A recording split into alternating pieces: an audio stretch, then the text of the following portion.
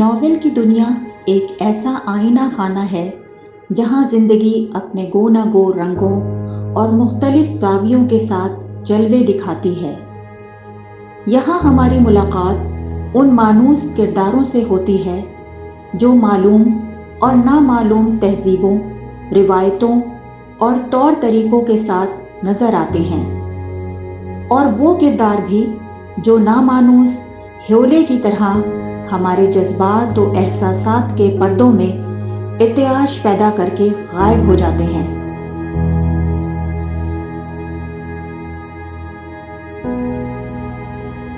بعض ناول ہمیں اپنی گرفت میں لے لیتے ہیں اور ان کی کیفیت کسی گہرے اور واضح خواب کی طرح ذہن میں مدتوں کروٹیں بدلتی رہتی ہے۔ حال ہی میں ایک ایسا طلسماتی ناول شائع ہوا ہے جو خوب پسند کیا جا رہا ہے، اور نہ صرف ہندوستان میں بلکہ دوسرے ممالک میں اس کے تذکرے ہو رہے ہیں۔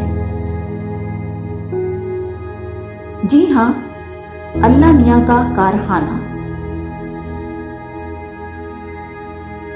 سنیے کہ اس ناول کے تعلق سے مشہور و معروف داستان گو، ہدایت کار اور فکشن نگار جاوید دانش کیا کہتے ہیں۔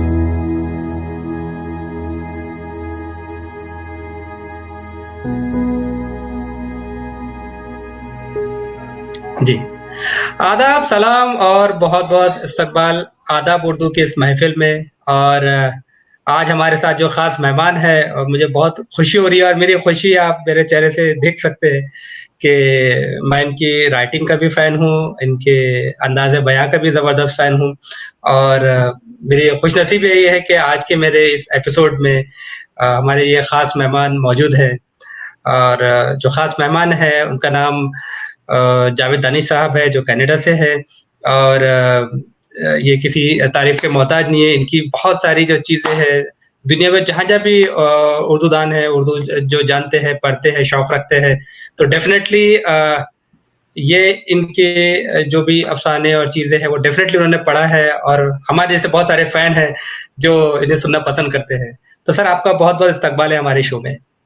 آداب جی جنید بھائی، بہت بہت شکریہ، آپ نے اتنے دور سے مجھے یاد کیا، اور بندہ حاضر ہے، بتائیے کیا کیا جائے۔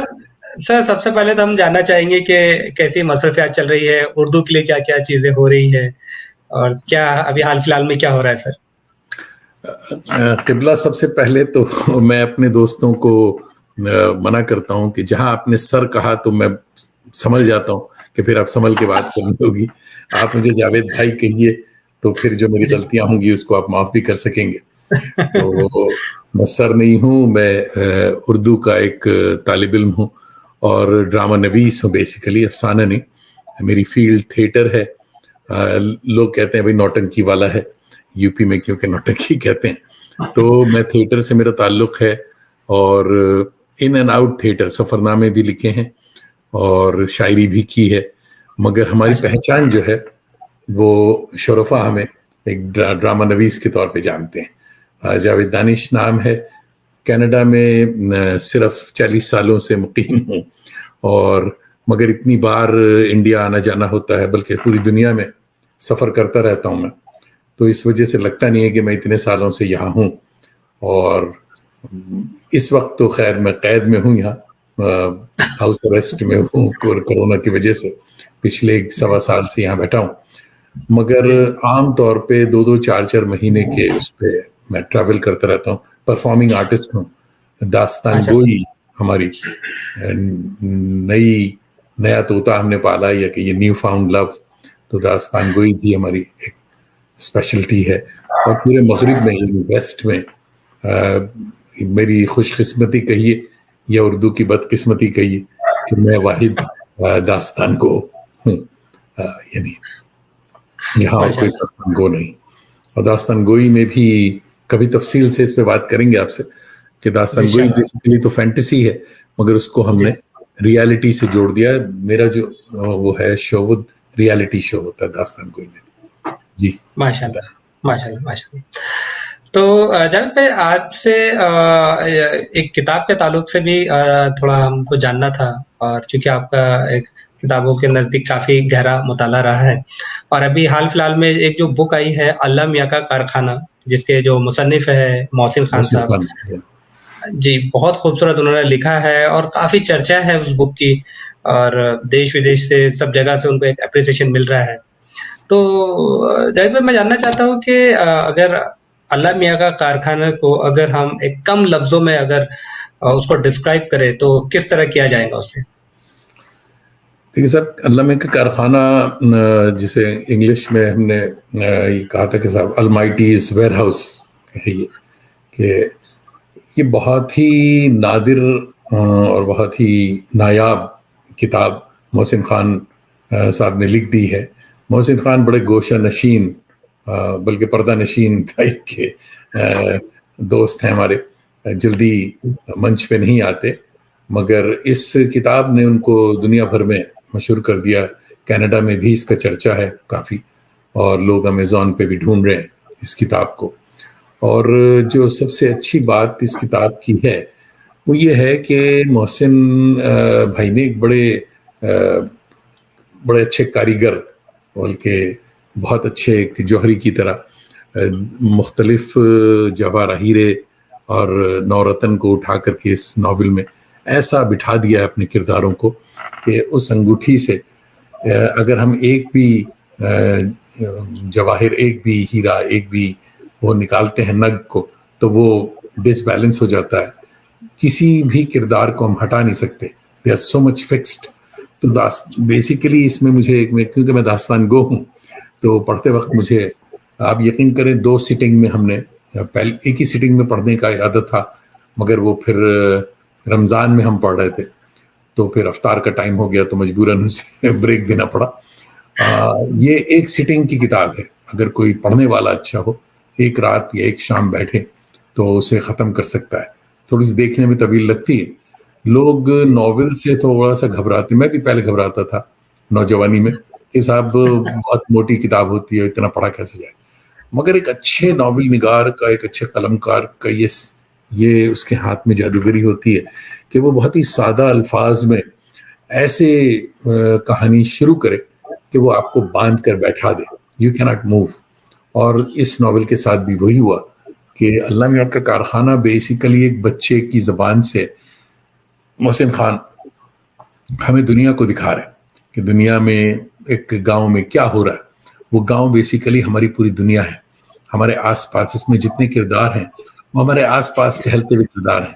اس میں چچا جان بھی ہیں اور ابا جان بھی اور امی بھی ہیں اور محلے والے بھی ہیں، مدرسہ بھی ہے اور مدرسے کے حافظی بھی ہیں، اور اس کے ساتھی بھی ہیں، اس کی بہت ہی اچھی معصوم سی بہن بھی ہے. یہ سارے کیریکٹرز اس لیے بھی مجھے بہت ہی ڈیئر ہیں کہ یہ سارے کیریکٹر ہمارے اپنے ہیں.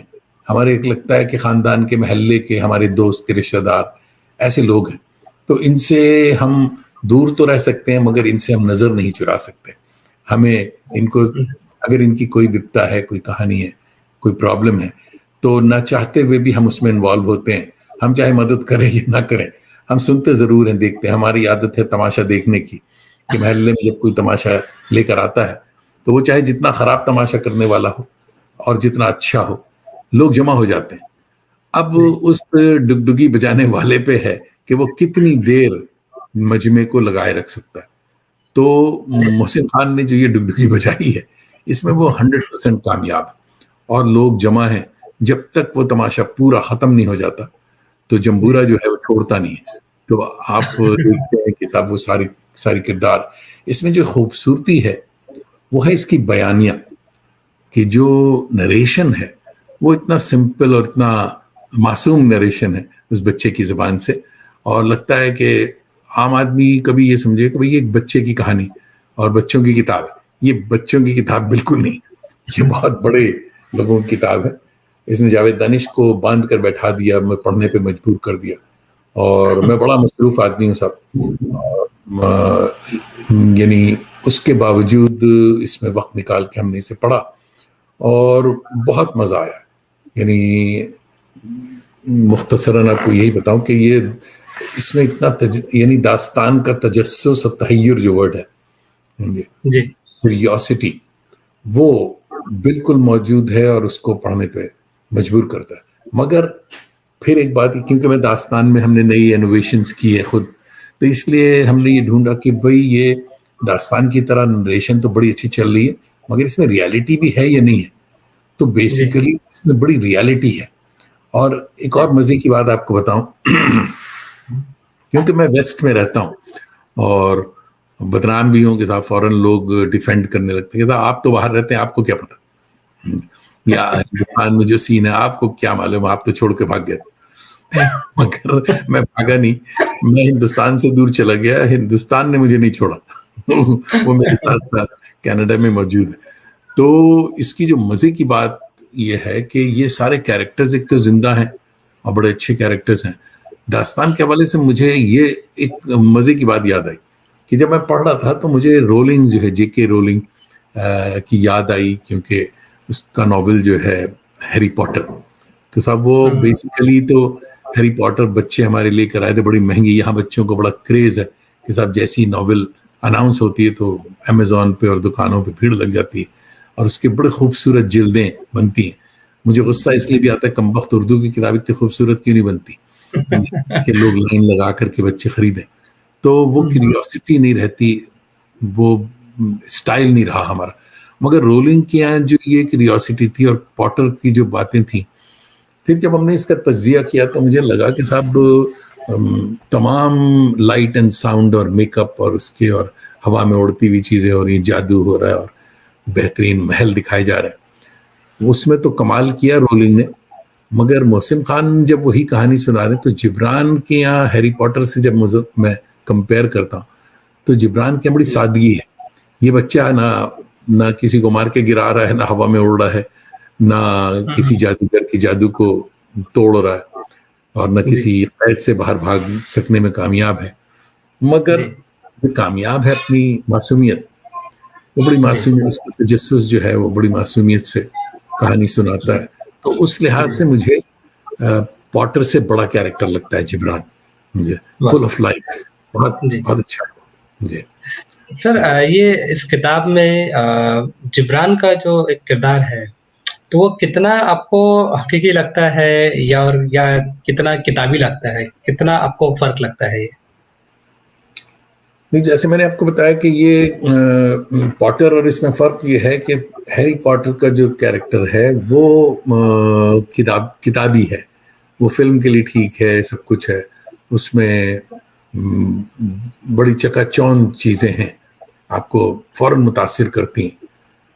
مگر جبران کے یہاں جو ہے فوراً اگر متاثر نہیں بھی کرتی، ناول پڑھتے پڑھتے پڑھتے آپ اس کے گرپ میں آ جاتے ہیں اور وہ سوچنے پہ مجبور کرتی.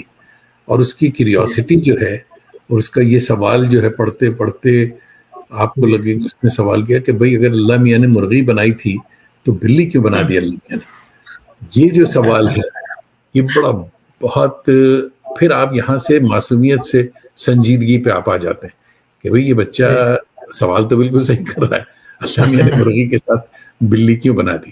تو محسن خان کا کمال یہ بھی ہے کہ انہوں نے ایک بہت ہی ماہر اس کی طرح یہ بھی کیا ہے کہ صرف گاؤں اور صرف لوگ اور محلہ اور دکاندار نہیں، گاؤں کے جو بے زبان جانور ہیں، معصوم اور شریر دونوں طرح کے جانور، کتا بھی ہے، بلی بھی ہے اور مرغی بھی ہے، وہ کبوتر بھی ہے، ان سبوں کو بھی بڑی یہ چیز آپ کو اینیمل فارم کی یاد دلائے گی کہ صاحب یہ جانور بھی ڈائیلوگز بول رہے ہیں، یہ اپنی حرکتوں سے کہانی سنا رہے ہیں. تو یہ ہے فرق. جی سر اجازت بھائی، ابھی جیسا ہم دیکھتے ہیں کہ ہر 10 سالوں میں 15 سالوں میں لکھنے کا ایک انداز بدلتے رہتا ہے، جیسے جیسے جنریشن چینج ہوتی ہے اس میں رائٹنگ اسٹائل میں بدلاؤ آتے رہتا ہے. اگر ہم اللہ میاں کا کارخانہ پڑھتے ہیں تو ہمیں ایک پرانا دور، ایک ایسا کلچر، چیزیں دکھتی ہے، اور ہم 2021 میں اسے پڑھ رہے ہیں. تو یہ کتنا بیلنس کر پاتی ہے کل کو اور آج کو، آج کے اور کل کے ایرا کو کتنا جوڑ پاتی ہے یہ کتاب؟ دیکھیے، ناول نگاری جو ہے، ناول ٹریڈیشنل ایک فارم ہے، اس کا ماڈرن فارم جو تھا وہ افسانہ تھا.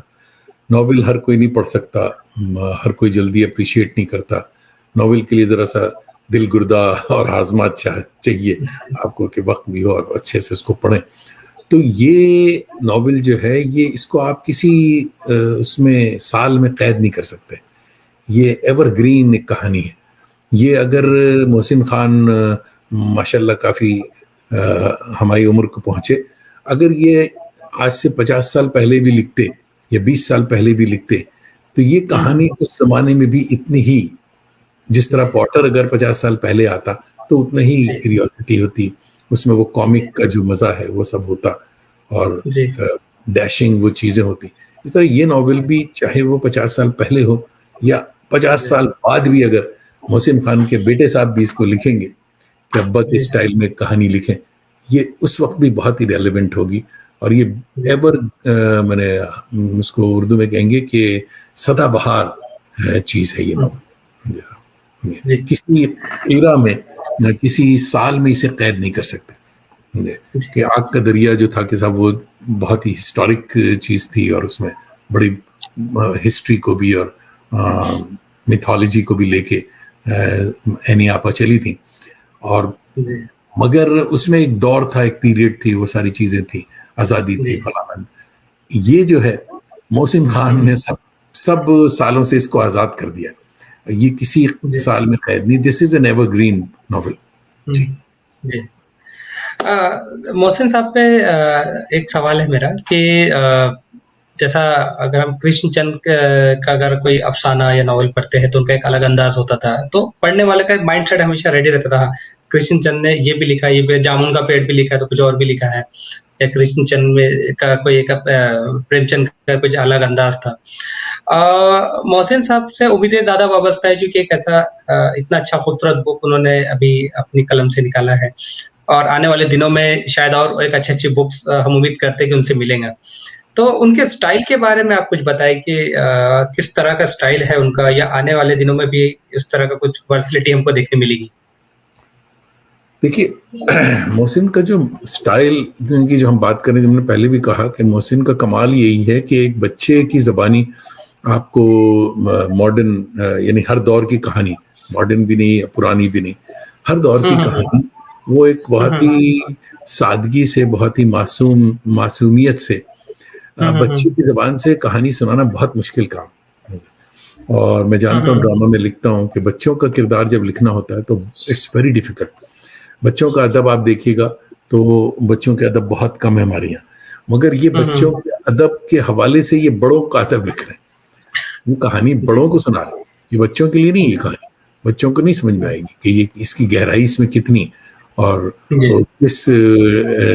کس اینگل یا کس ڈائمینشن سے محسن خان بات کر رہے ہیں. تو محسن کا اسٹائل اپنا انفرادیت ہے ان کے یہاں. اس کو ہم کسی اس سے, یہ گاؤں کی کہانی تو ہے مگر یہ پریم چند کی کہانی نہیں ہے. پریم چند بہت سیریسلی بات کرتے ہیں, وہ کفن ہو کوئی بھی, ان کے یہاں جتنی چیزیں بہت ہی رلا بھی دیں گے آپ کو ہی کریں. محسن خان آپ کو رلا نہیں رہے, محسن خان آپ کو سوچنے پہ مجبور کر رہے کہ اللہ میاں نے بلی کے ساتھ اس کے ساتھ مرغی کے ساتھ بلی کیوں بنا دی. تو یہ ان کا کمال ہے. اور میرے خیال میں یہ کہنا کہ آئندہ بھی ایسا لکھیں گے, ہم یہ کہتے ہیں کہ صاحب اردو کے ساتھ یہ ہوتا ہے, آئندہ کیوں لکھیں یار, اس ناول سے ہی اتنا ہونا چاہیے, اتنی کمائی ہونی چاہیے, اتنی بکنی چاہیے یہ ناول کہ ہیری پوٹر کمبخت فکشن ہے, اتنی دولت اس نے کمائی ہے کہ اس کو بیٹھ کر کے 2 جنریشن کھائی.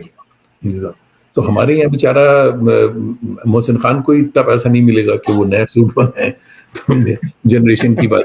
تو آئی وش کہ ہمارے یہاں پڑھنے کا سلسلہ, ایک عجیب بات یاد آئی کہ میرے خیال میں کسی کا انٹرویو ہم نے دیکھا کہ فیض صاحب سے شاید کوئی پوچھ رہا تھا کہ صاحب فیض صاحب یہ بتائیے کہ آپ اتنا لکھا ہے آپ نے, تو یہ آپ کی رائٹنگ سے انقلاب آنے کی بات ہم امید کریں. تو فیض نے کہا کہ بھائی آپ جس انقلاب کی بات کر رہے ہیں میرے خیال میں آپ نے داس کیپیٹل پڑھا ہوگا مارکس کی, اس طرف اشارہ ہے. جی ہاں. میں نے کہا آپ کو یہ پتا ہے کہ داس کیپیٹل کتنی پرنٹ ہوئی تھی؟ تو کہہ لیں کیا, بولے نہیں آپ کو نہیں پتا, وہ ملینز میں پرنٹ ہوئی تھی. اور ہماری کتاب 1000 کہا جاتا ہے مگر 500 چھپتی، اور 500 میں سے 300 دوستوں کو فری میں دی جاتی، اور 200 جو ہے وہ لائبریری والے زبردستی لے لیتے ہیں اپنا کام چلانے کے لیے، پبلشر وہاں بھیج دیتا ہے. تو میرے دوست 500 اور 1000 کتاب سے انقلاب نہیں آتا. انقلاب آنے کے لیے آپ کو ملینز آف بکس چاہیے.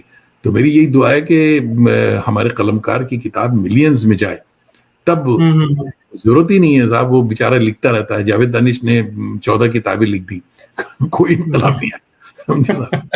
مجھے اس کی امید ہے. ڈرامہ دیکھ رہے ہیں لوگ تو بڑی بات ہے. تو یہ ہے صاحب بٹر ٹروتھ. جی میں نے میرے جو قریب کے دوست ہیں میڈیا کے لوگ ہیں ان میں بھی جب ان سے اس کتاب کے تعلق سے تھوڑی بات کی تو ایک قریبی دوست کا ایک کامنٹ تھا کہ جب ان کا یہ ماننا تھا کہ جب رائٹر نے جب یہ لکھنا سٹارٹ کیا ہے اللہ میاں کا کارخانہ تو ایسا انٹینشنلی لگتا نہیں ہے کہ جان بوجھ کے انہوں نے سوچا ہوگا کہ نہیں مجھے الگ کرنا ہے کچھ تو الگ یعنی لکھنا ہے دوسرے ناول سے الگ کرنا ہے اور میں کچھ الگ کچھ بولنا چاہ رہا ہوں تو ویسا فورس رائٹنگ میں نہیں دکھتا ہے. ایسا ایک کامنٹ مجھے آیا تھا دوست سے. سر مطلب جائے تو آپ کتنا اس بات سے متفق ہے کہ ایسا آپ جب پڑھے ہوئے تھے ایسا کچھ آبزرویشن آپ کو بھی آیا ہوگا؟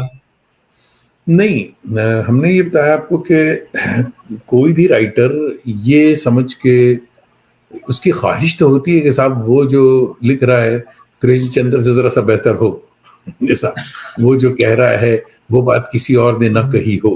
یہ ہماری سب کانشیس میں تو یہ بات ہوتی ہے. مگر جب وہ لکھنے بیٹھتا ہے اس کو جو قدرت نے عطیہ دیا ہے وہ سوچتا کچھ اور ہے اور پھر لکھتا کچھ اور ہے. جو ختم ہوتا ہے تو وہ کہانی کچھ اور ہوتی. تو it's a gift of nature. اس میں کچھ فورس آپ نہیں کر سکتے. فورس جو ہے وہ ہماری فلموں کے گانے ہیں کہ صاحب آرڈر دیا آپ نے شاعر کو کہ آنند بخشی صاحب یہ پرسوں رات کو ہمیں یہ چاہیے، تو آپ بیٹھتے ہیں اور وہ تو بندی کر کے وہ گانا اچھا بھی ہو سکتا ہے اور وہ گانا سمجھے اس میں پھر جاوید اختر جیسا ماہر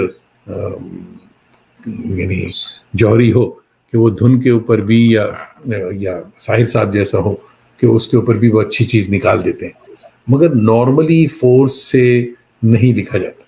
normally it's a outburst کہ جو چیزیں وہ چاہ رہا ہے خواہش اس کی ضرور ہے. ہماری خواہش تو ہے بھائی کہ میں سب سے اچھا ڈرامہ لکھوں. یہ تو میرے سب کانشیس میں ہے. مگر جب میں لکھتا ہوں تو وہ میرا اپنا اسٹائل ہوتا ہے. اسے کوئی اور کاپی کرنے کی کوشش کرے گا تو اسے لوگ کہہ دیں گے کہ میرا جو معاملہ ہے کہ وہ لوگ بتا دیں گے کہ بھائی یہ جاوید دانش کی طرح آپ لکھ رہے ہیں، آپ اپنا لکھیے. تو یہ ہوتا ہے واٹ آئی تھنک. میں بہت دور بھی بیٹھا ہوا ہوں آپ لوگوں سے تو بہت سی باتیں سمجھنے میں دیر بھی لگتی ہے. میں ایک اور چیز جاننا چاہ رہا ہوں میں کہ جیسا اردو کے اتنے جاننے والے ہیں پڑھنے والے ہیں پوری دنیا میں ہیں اور سبھی کوئی نہ کوئی اپنا کنٹریبیوشن کر رہا ہے لٹریچر کے اوپر، کیا وجہ ہے یا کیا ریسٹرکشنز ہے کہ اس کا شور اس لیول پہ نہیں ہو پاتا ہے جو شاید انگریزی بک یا دوسری زبانوں کی بک جب پبلش ہوتی ہے تو کیا وہ وجہ ہے کہ وہ چیز وہ شور نہیں مچ پاتا ہے؟ کہاں کمی رہتی ہے؟ ابھی ہم نے آپ کو بتایا کہ ملینز جب تک نہیں چھپے گی انقلاب نہیں آئے گا. تو اسی طرح سے مسئلہ یہ ہے کہ اردو کی کتابیں ہمارے یہاں لوگ اللہ معاف کرے بڑے بدذوق. ہمارے یہاں پڑھنے کا سٹائل نہیں. اب وہ بہانہ ایک کر دیا لوگوں نے کہ صاحب وہ اب تو کیونکہ دور انٹرنیٹ کا ہے اس لیے اردو کی کتابیں کون پڑھے. یہ نہیں ہے کمبخت، جب انٹرنیٹ نہیں تھا اس وقت بھی آپ نہیں پڑھ رہے تھے.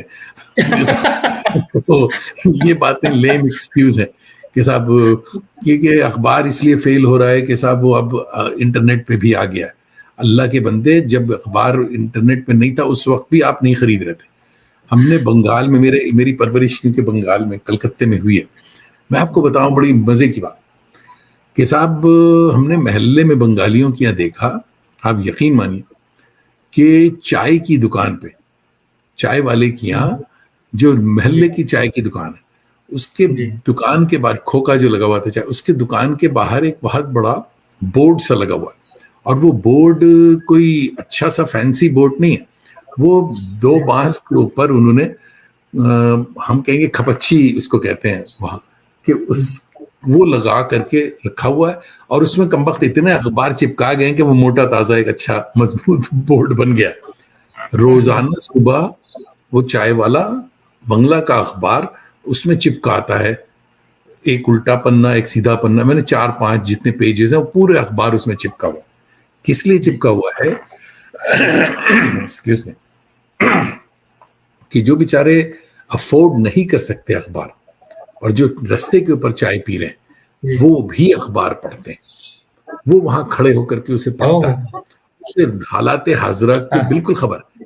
اسی لیے کہتے ہیں لوگ کہ what Bengal thinks today India will think tomorrow, کیونکہ ہمارے یہاں باقی جگہ جو چائے ہے وہ پرائم منسٹر صاحب پلاتے ہیں، چائے والا نہیں پلاتا. جس دن اردو کے چائے والے بھی چائے کے کھوکے پہ کھڑے ہو کر کے پڑھنے لگیں گے، اس وقت کی کتابیں بھی زیادہ بکیں گی، اور ہم کو پڑھنے کی ضرورت ہے. اور کتابیں اب کبھی تفصیل سے آپ سے اس موضوع پہ بھی، لائبریری پہ بھی بات کریں گے کہ ہمارے یہاں لائبریری جو ہے، ویسٹ میں لائبریری ایک سیلیبریٹڈ جگہ ہے، لوگ خوشی خوشی جاتے ہیں، بچوں کو لے کے جاتے ہیں. ہمارے یہاں لائبریری وہ ہے کہ جب بچہ ایگزام میں فیل ہونے کا اسے ڈر ہے تب کم وقت نوٹ کاپی کرنے کے لیے جاتا ہے، ادب پڑھنے لائبریری نہیں جاتے لوگ. لائبریری ہماری تہذیب کا حصہ نہیں رہی.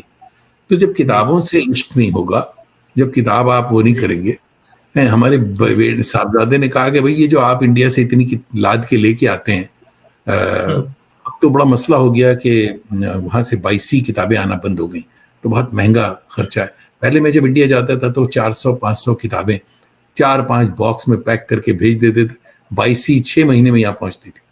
تو گھر والے ہنستے تھے کہ یار آپ یہ کیا اتنا لاد کر کے لے کے آ جائے. انٹرنیٹ پہ سب موجود ہے. ہم نے صاحبزادے سے کہا کہ میاں انٹرنیٹ پہ جو کتاب ہے اس میں یہ کتاب کھولنے سے ایک خوشبو نہیں آتی، یہ جو ہم پرانی کتابیں کھولتے ہیں تو اس کی ایک خوشبو ہوتی ہے، اس سے ہم کو بڑا مزہ آتا ہے. تو اس لیے یہ کتابیں ہمیں بہت عزیز ہیں، اور اس لیے ہم اس کو پڑھتے بھی ہیں. اور اس کو چھونے میں جو مزہ ہے وہ تم اسے نہیں سمجھ پاؤ گے، کیونکہ تم نے وہ ذوق پیدا نہیں کیا، تم الیکٹرانک دور کے بچے ہو. تو چاہے محسن خان ہو، چاہے جنید صاحب ہوں، ہمارے رائٹر، ہمارے عوام اردو کے لیے جتنا روتے رہے کہ میں سینئر سٹیزن ہو گیا، اسکول کے لائف سے آج تک ہمیشہ سنتا ہے کہ اردو مر رہی ہے، زبان ختم ہو جائے گی. یہ ارے کم وقت اتنے سال سے تو کبھی نہیں ختم ہوئی، اور اگر ختم ہونا ہوتی تو بہت پہلے ہو چکی ہوتی، کیونکہ ہزاروں سال میل دور یہاں کینیڈا میں جب اردو موجود ہے، دنیا کے کونے کونے میں موجود ہے، تو ختم کہاں سے ہوگی؟ آپ اس کی دیکھ بھال نہیں کر رہے ہیں، مرجھا گئی ہے، ختم نہیں ہوئی. جی بلکہ باہر تو بہت ہی تر و تازہ ہے. تو میں بڑا باتونی آدمی ہوں، آپ کو لگ رہا ہوگا کہ سوال ایک کر رہے ہیں جواب نہیں، مجھے بہت مزہ آ رہا ہے، اور میں چاہوں گا کہ ہمارے آنے والے ایپیسوڈز میں بھی ہم آپ سے یہ اس چیزوں پہ گفتگو کرتے رہے. بہت چیزیں جو آپ سے ہمیں بات کرنی ہے.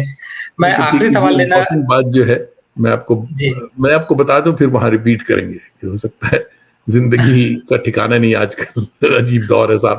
اللہ آپ کو اور ہمیں سلامت رکھے، اور جاننے والوں کو سلامت. مجھے لوگ اردو کی لیے جب بات کرتے ہیں کہ صاحب اردو مر رہی ہے، یہ ہے وہ، تو میں کہتا ہوں کہ یار آج سے 40 سال پہلے میں جب انڈیا سے نکلا تھا تو ایک گلاب کا پودا، بلکہ اس کی جڑ جو ہے اس کو کسی طرح سے لپاٹ کے میں اسمگل کر کے لے آیا تھا، اور اس کو ہم نے صاحب یہاں لگایا. تو جاننے والے جو تھے مجھ پہ ہنستے تھے کہ یار یہ برف میں گلاب تھوڑی ہوگا، یہ یہاں کا موسم نہیں ہے، یہ نہیں ہے. مگر یقین مانیے میں کہتا تھا نہیں یار اس کو پانی دیتے رہو، ہو جائے گا کچھ نہ کچھ. اور آج 40 سال کے بعد وہ گلاب کا پودا بالکل درخت ہے، بہت اچھا تناور، اس میں پھول بھی آتے ہیں. یہ ایک محاورتاً میں آپ کو بات بتا رہا ہوں. بتانا یہ میں چاہ رہا ہوں کہ آج سے 40 سال بلکہ پچھلے سالوں میں کینیڈا ہو یا ویسٹ ہو، ہم لوگ اردو کے حوالے سے، اردو کی محبت میں جنید صاحب کو انڈیا سے بلاتے تھے، پاکستان سے فراز چلے آ رہے ہیں، اور یہ فیض صاحب آ رہے ہیں. آج حالت یہ ہے کہ میں کینیڈا سے اردو پوری دنیا میں ایکسپورٹ کر رہا ہوں. इंडिया भी एक्सपोर्ट कर रहा हूँ। उसकी वजह ये है कि मुझे लोग अब बुलाते माशाल्लाह। तो जय भाई, एक खास सवाल है, आखिरी सवाल है आपसे कि अभी जो नए राइटर्स हैं जो लिख रहे हैं, और क्योंकि अभी डिजिटल रेवोल्यूशन हुआ है और काफ़ी अफसाने, नॉवेल जो डिजिटल प्लेटफॉर्म पे, ओटीटी प्लेटफॉर्म पे, इनमें काफ़ी एक जोर बढ़ा है कि ऐसा भी एक दिन हो सकता है कि शायद अल्लाह मियां कारखाना पे हम फिल्म देखें या ओटीटी पे कोई सीरीज हो। तो ऐसे जो राइटर्स हैं जो अभी लिख रहे हैं और शायद उनका उतना बैकिंग नहीं है या उतना उनका स्टडी नहीं है, लेकिन वो लिख रहे हैं, उर्दू में अपनी कोशिश कर रहे हैं, तो मैं चाहता हूँ कि आप उन्हें कुछ सजेस्ट करिए, आपका एक मशवरा दीजिए ताकि उनकी राइटिंग में कहीं तो वो इम्प्रूवमेंट हो। देखिए भाई, राइटिंग में इम्प्रूवमेंट जो है वो फिल्म में आने से नहीं होगी। राइटिंग में इम्प्रूवमेंट जो है वो लिखने से होगी। तो मुझसे किसी ने पूछा कि साहब अच्छा राइटर बनने के लिए क्या करना हो, तुमने कहा मैं अच्छा राइटर बनने के लिए लिखना होगा। कि आप लिखते रहें।